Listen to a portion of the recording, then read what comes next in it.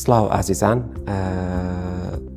ساڵیادی ڕۆژی تەندروستی دەرونیتان پیرۆز بێت کە دەکاتە دەیدا هەموو ساڵێک. لێرەدا ئەمەوێت ئاماژە بۆ فاکتە بمەوە کە تەندروستی هیچ بەڕێزێک، تەندروستی هیچ کەسێک تەواو نابێت بەبێ دەروون دروستی.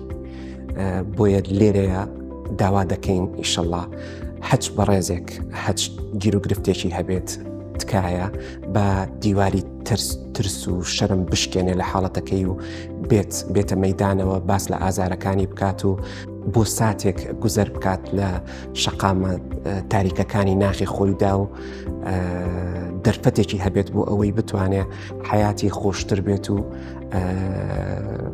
چارەی کێشەکانی بکات. چکە ئەمە شتێکە سوپاس بەخدا ئێستا لە بەردەستی هەموو کەسێکمانایە کە هانا بۆ پزیشکێکی دەرونی یان چارەسەرکارێکی دەرونی بەڕێز بچێت و داوای هاوکاری لێ بکات.